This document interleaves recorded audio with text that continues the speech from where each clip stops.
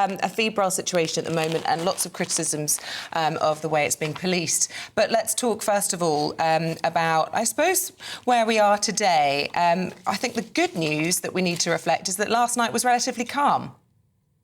Yes, I mean, to some, this might feel like the calm before the storm. There's been lots of threats that today's going to be a big day of protesting or rioting, and that's something that should worry everybody. I think some of the signs that we've seen now from the system, so from the government, from the state, from the police, are quite promising, right? So if we think of the government like an oil tanker, it takes a long time to get into position, but once it does, it can make some good progress. And we've seen that with the arrests you just mentioned, and the very fast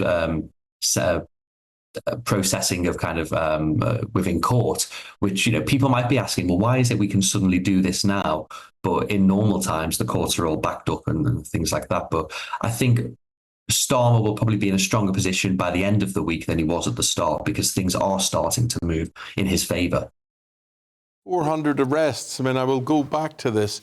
They will not be putting 400 people in jail. They haven't got the space for it, and you have to leave room for other more heinous crimes and people to be put away for those or whatever. So basically, what can they do? Fine people?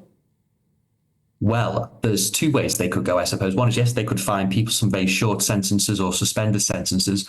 But also, quite troublingly, what we've been seeing is that, you know, Starmer and the new Labour government have said they're willing to release a lot of prisoners to free up capacity in the system.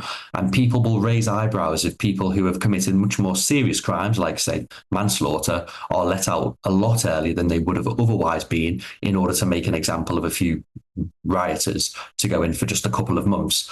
I'm myself quite in favour of prison. I think prison works, but I don't think sending people in just for 1 or 2 months is worth removing people in for much more serious crimes. And obviously, that this sends is out only a message, David. I suppose what it does is it says, look, if you're going to mess about, you're going to be punished for it. And then that message gets home clear and sharp. I mean, I understand that there would be people in for theft or something, and they'll be allowed out much earlier, just simply to free up those spaces.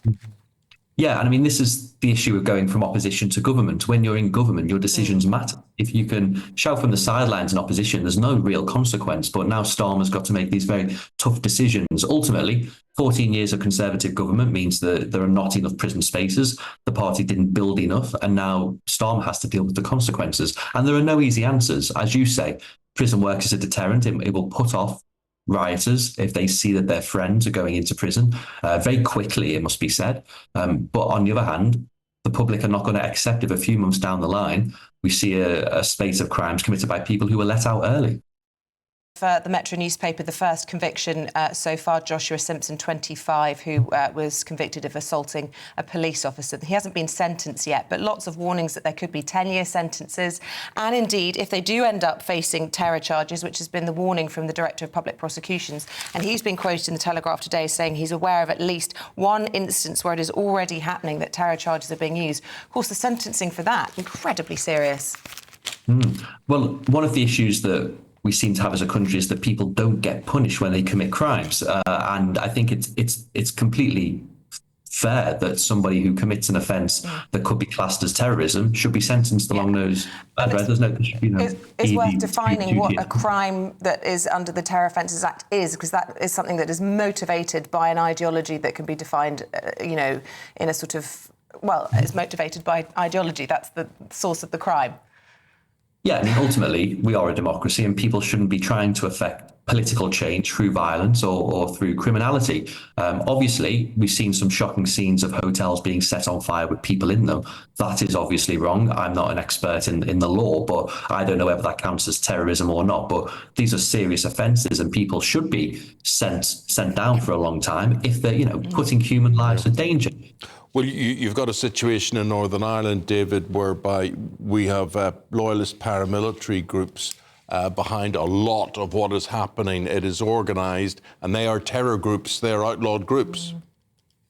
Yes, and it's scary, isn't it? Nobody wants to return to the Troubles. Nobody wants, the intense pressure that the police had to face in Northern Ireland repeating again.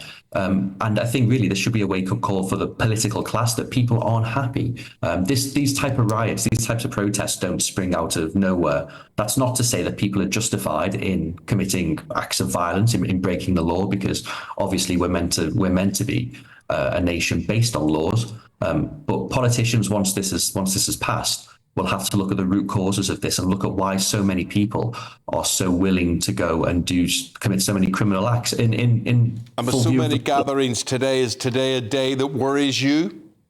I think it does completely. I think obviously Stormers had to do something. The 6,000 police officers as a kind of standing army is useful, but there are questions of logistics and will they be in the right place at the right time?